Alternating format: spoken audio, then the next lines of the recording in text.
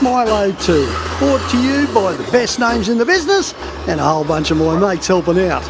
People keep asking me about that gap, you know, since the first few photos of Milo 2 snuck out. Well, the gap was put there for a reason, because we already knew we would be coming down to see Brown Davis, right here in Bayswater in Melbourne.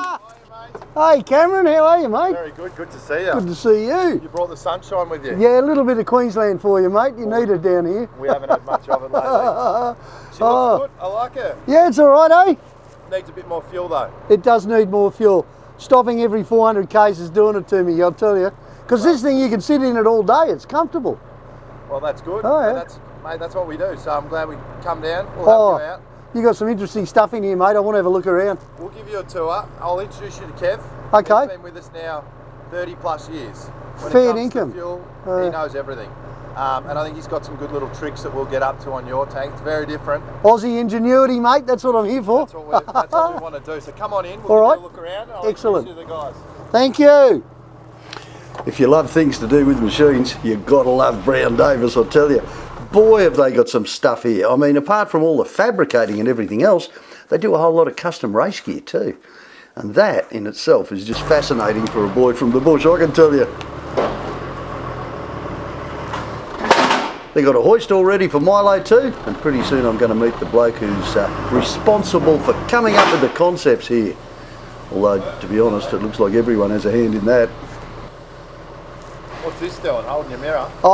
You need a little bit of something, otherwise they swing back when the trucks go past from wind. Oh really? They flick back? Yeah. Ah. Well, how you going, Kev? Genius. Hey Ruthie, how are you? Good on you, mate. Nice to meet you. Yeah, nice to meet you. Finally get to see the rig. This is it. It was not that different to the photos. Exactly like the photos. You've done well. You've done real well. So you Love reckon it. this is the guy to talk to, Cameron? Mate, he's, as far as fuel tanks go, he's been doing it the longest. So Have you? everything you need to know, he'll let you know about fuel tanks.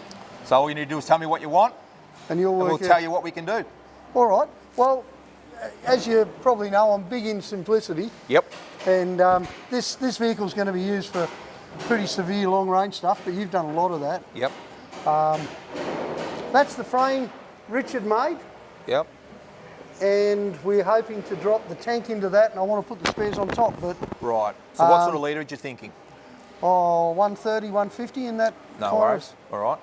So when we can come down through the middle of the tray, we can go down a little bit lower to keep the mass down a little bit lower. Yes, And yeah. obviously keep the spare wheels down a little bit lower. We haven't finished the suspension yet. Right. But I imagine, if anything, it's not going to make much difference to the drive shaft.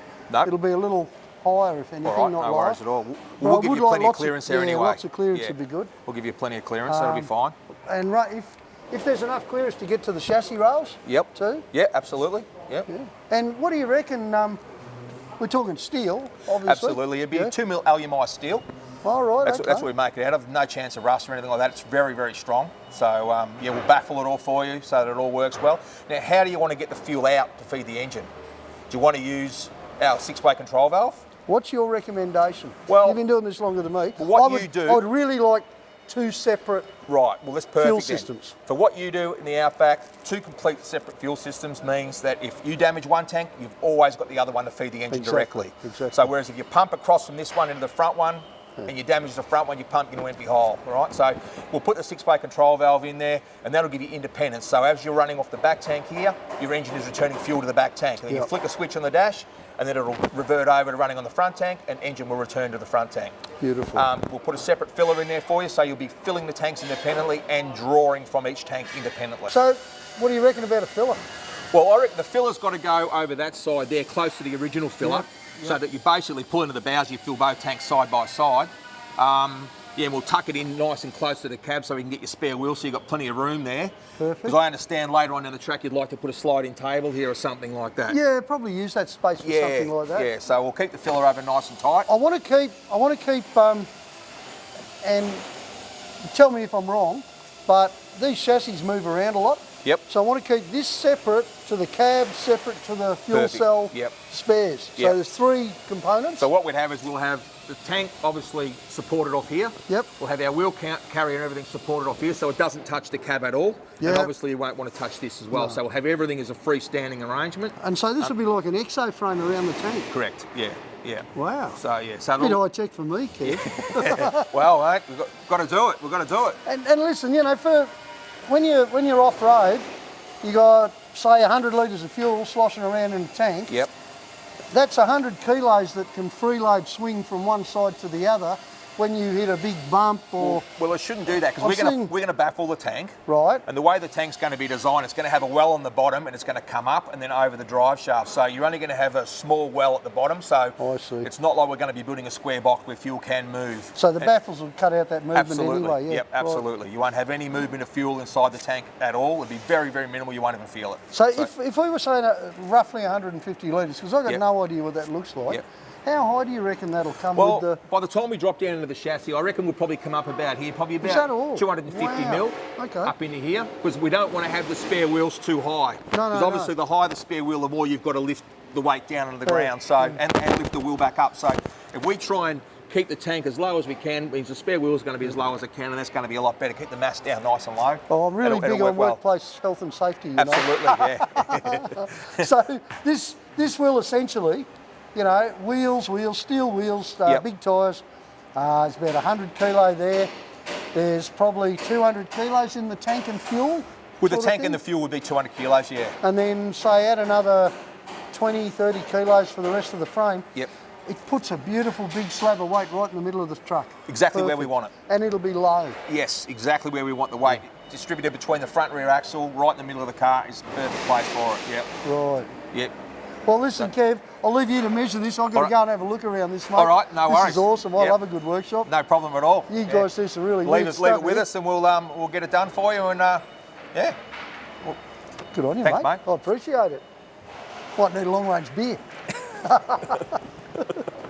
Yeah, so finding the beer fridge as a bit of an excuse, I went for a wander around Brown Davies. I'll tell you what, you know, I've just got to say this. Part of the joy of what I do for a living is getting to meet and talk to people who really know their stuff. You know, you take someone like Kevin or Cam who's born into it. These guys just know what they're talking about. Pretty soon we're having a look at the sheet metal, the laser cutting. You know, they mass produce tanks here. There's some awesome kit too to make it all happen. I mean, for every tank to fit, it's got to be exact. It's just got to be absolutely perfect. And then they do things like, you know, dash protection, underbody protection. I think that's for a Ford Ranger. When you look at the walls, you can see all the jigs for all the different types of tanks they build. It's just amazing stuff, it really is. And you know, when it's welded right here in Australia, it's going to be good, isn't it? Get a load of this. One of the things I learnt looking at these tanks was how they spread the weight around the mounts. You know, to me, that's an absolutely vital thing. Pretty soon we found the body for the 40 that Cam and the boys are building here. They're supposed to be getting it ready for the Melbourne show, which is about 3 days away at this stage.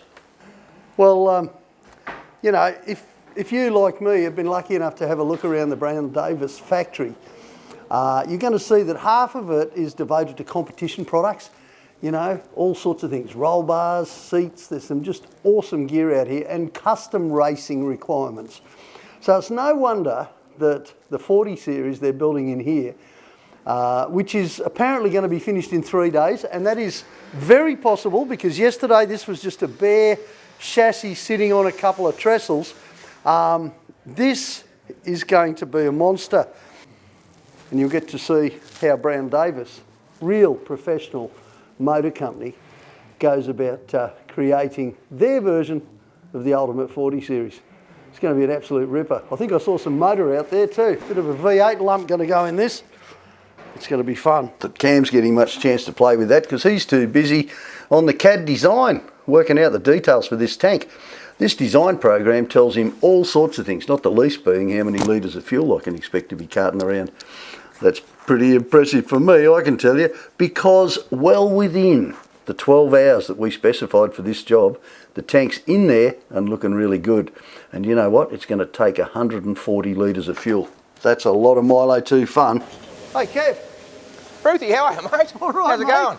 How'd you go? One day? Yeah, we did pretty well, mate. We've got her all in there.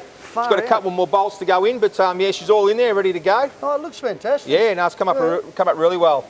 So, As I say, big challenge? oh, look, trying to get what you wanted to get your 140 litres plus your 2 wheels, everything in that space. Yeah, it was a bit of a challenge, and obviously weight's an issue, so we tried to keep everything as light as we possibly could. But no, we've got it all in there, mate, and it's all ready to go. So this exo frame, this was just a stroke of genius. It really was. To take all the weight of the wheels and support it up here. We wanted to keep the weight off the fuel tank, so we basically got a frame to go over the top. Wheels are on the frame, fuel tank sits stand alone. Yeah, much better way to go. We've also got your filler out the side there beside your standard filler. I saw that right next to the standard. Yeah, so everything's worked out really well. But yeah, we didn't have a lot of time to do it, but yeah, we've got it done in the end. You didn't have much time at all. Yeah, so less than 12 hours. Yeah, so how much fuel do you reckon that'll hold? It's 140. So you said you wanted 131, we've got you 140. That's awesome. Yeah. You know what the standard tank holds? I think the standards in these are about 70. You're exactly right.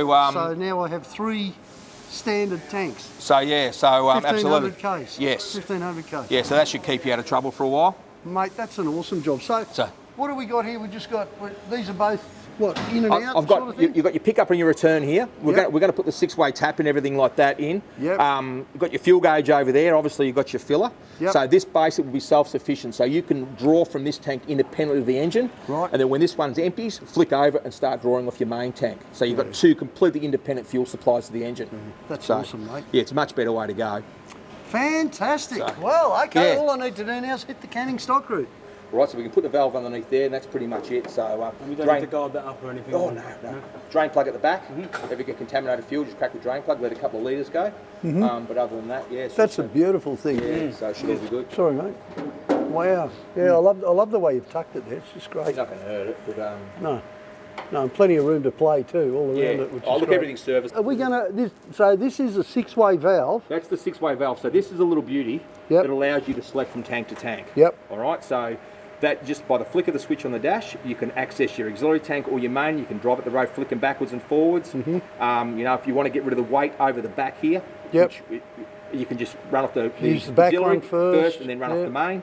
As I've said to people, if you ever go up in the Alps, you want to run Alpine mix in one tank and just normal in the other, you can just run off the Alpine mix in one tank. So that's the beauty of that. Yeah. It's a really good item, that. What's the service life of something like that?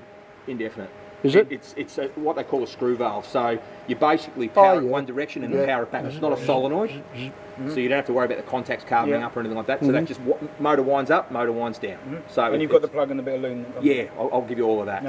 Beautiful. I'll give you all of that. So and we'll have this mounted somewhere we can get at it. Yeah, we'll put it like you said, just up in there somewhere, protected up behind it. The beauty of it doesn't need servicing or anything like that. The only thing you have to do is make sure you put the fuel filters before it. Yeah, okay. All right, because all we're doing is we're going to filter the fuel before it hits the valve and before it goes to the engine, because that's the crucial piece. If you get just a primary filter. Like I'll give you some filters. Yeah, okay. But just to stop muck going through there. Muck goes through and it can damage the little O-rings in here. So that's the only thing we do is filters before it, and that's a bit of preventative maintenance, and that's all you need to do. Well, we were going to fit the water separation filters. Yeah, but that will be up under the engine. And that will do both tanks. Okay, because I used to have it down here on Milo, out the back.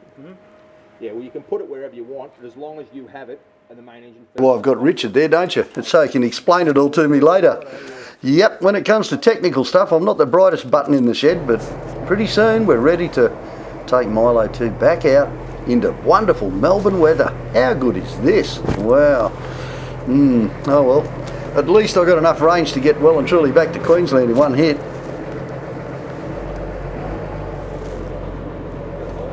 Hey! All done, mate. Thank you very much. Oh, wow. I mean, the truck looks really good. Good. It's well done, great engineering, but mostly no fuel stops on the way home. Well, that's what we do, mate. That's what we do. Less fuel stops. Look, it's late. The boys have really worked their butt off tonight. They have. All day. They have, mate.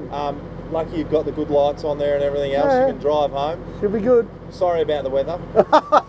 This is Yesterday Melbourne. it was sunny. We commented yesterday it's sunny now. Look at it. Yeah, it's Melbourne. No, I'm glad we could help. So I'll be back to see you again. Litres. Thank you very much. I'll be No back worries. to see you again. Anything else, let us know. Good on you, Cam. See you, mate. Take care, mate. Well, you can bet with Milo 2 being the long distance rig, I'm looking at a little bit of water tank work and a few other things too, I reckon. That was a big day out. I can't wait to take this truck somewhere exciting. I don't know, you name it, we'll go there.